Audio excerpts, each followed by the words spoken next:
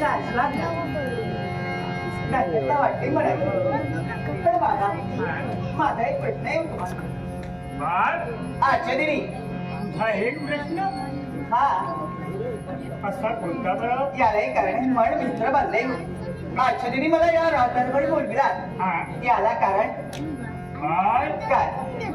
अगं राज दरबारी तुला पाचारण केलं म्हणून आपलं मन विचार बनलं होतं. हा अगं वेडे काय माझा मनात संख्यात्म हेतू म्हणजे तुला माहितच आहे. एक तरी ब्राह्मण पंक्तीभोजनासाठी घेऊन बसत असतो. ना अन्नाचा महत्व ना पाण्याचा थेंब सुद्धा स्पर्श करत. बरोबर ना. प्रतिदिनी हे कार्य तुम्ही पार पाडता. होय ना. एक ते ब्राह्मण या राजप्रसाद उपस्थित झाला नाही. काय म्हणता? होय तर म्हणजे मन संशय पडलं होतं ग. म्हणजे एकही ब्राह्मण आला नाही. हा एवढ्यात काय झालं? विचार करत असल्यावेळी दुर्वास महंताचा आवाज काय राजप्रसारी झालं. यथस्थ भोजनही केलं. भोजनाने मनही तृप्त त्यांचं झालं. बरं झालं. पण मनाचं मात्र समाधान झालं नाही. त्यांची एकच इच्छा आणि अशी यावेळी सन्मानचा गडबड भरला जातो. सारे देव विचार विनिमय केले जातात आणि त्यांच्या मनाचा मनोरंजनासाठी अष्टमत नृत्याने गणगंधर्वांचं गायन होत होतं. ते जर का नृत्याचं झालं नाही तर त्यांच्या मनाचं समाधान होईल. अशा तऱ्हेने त्यांचे म्हणजे त्याचं नृत्य झालं तर माणसाच्या मनाचं समाधान होणार आहे. काही हरकत नाही. विलंब नकोय. आता तू भाग्यवान आहे आणि त्याहीपेक्षा तुझा पिता भाग्यवान आहे. आणि ते कसं काय? पुत्र जन्माला येतो 21 कुळाचा उद्धार करतो आणि कन्या ही जन्माला येते ती 42 कुळाचा उद्धार करते. अशा प्रकारची भाग्यवान कन्या या बापाला मिळाली. खरं. आणि मालका तुमची इच्छा आहे मला जमेल तसं मी नृत्य करणार. आशीर्वाद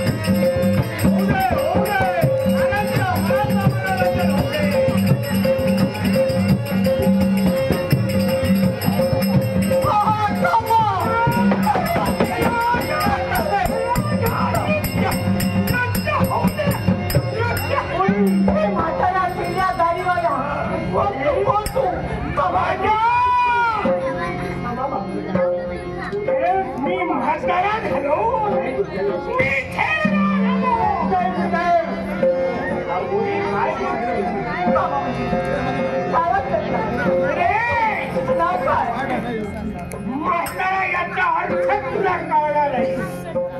वेडे म्हातारी नव्हे, महातारा म्हणतात मला. मी कोण, माझं नाव ऐक. आता माझं नाव ऐकता क्षणी साऱ्या देवतांच्या मनाचा धक्का होतो. दुर्वास महामुनी सुरुवात कुठे आणि तू कुठे? तू संधी साधूय, तू साधू नाही.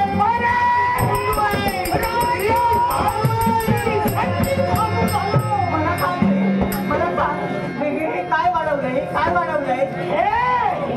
अगं ज्या देवाच्या नामाची दीक्षा मिळवली गेली, त्या देवाचा नामस्मरण करून ज्याला मी आपलासा केला त्याला जटाभार म्हणतात. याला जटाभार म्हणतात. मला वाटलं या वृक्षाच्या पारांगे करू काही आपण जावण त्याला खूप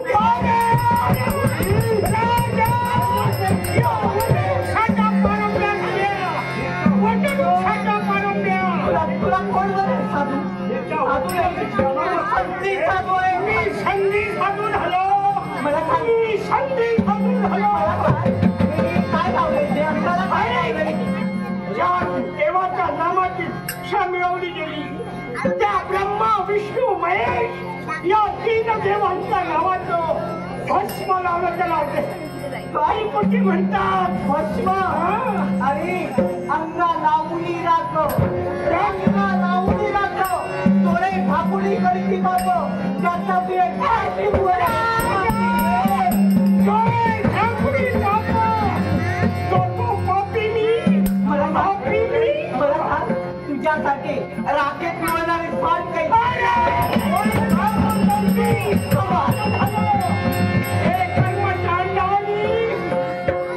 एक लक्षात ठेव. स्थानकवडी तीर्थकडे, स्थानकवडी तीर्थकडे पाण्यात काही बेडूक थोडे. हे उन्मत्तपुरी, मी पाण्यातील बेडूक झालो. मी पाण्यातील बेडूक झालो. मात्र मला सांग, वृक्ष तिथे छाया, वृक्ष तिथे छाया आणि पाया तिथे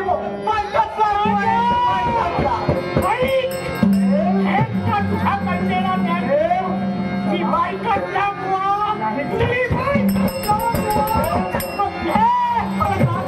मला सांग, पगडा का एखादं पकडधान करत असतो सादर केल्याने आणि त्याचप्रमाणे पकडधान मी ध्यान करणारा भगवान झालो. मग हे उन्मत्त पोळी तुला काय वाटलं? काय म्हणे साधू? तुझा नृत्य पाहता मी देहभान विसरला गेलो. तुला काय वाटलं?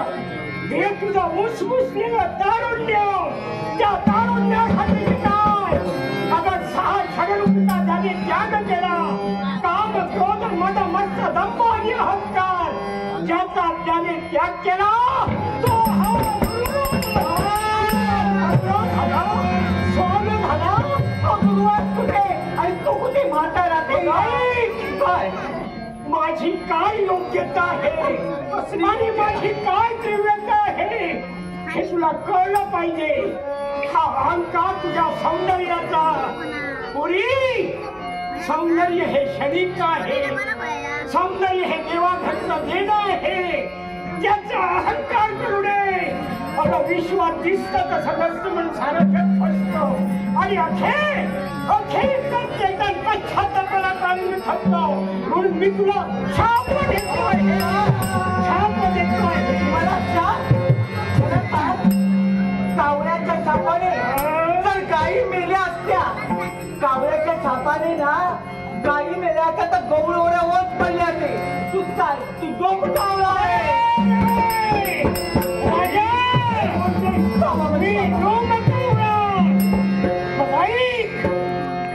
हे राजा, ही तुझी पोर, ही तुझी पोर. मग हे पोरी तू उन्मत्त झाली आहेस. तुला श्रीमंतीचा गर्व झाला आहे, सौंदर्याचा अहंकार झाला आहे. मग या गौर कावळ्याची प्रकृती पहा.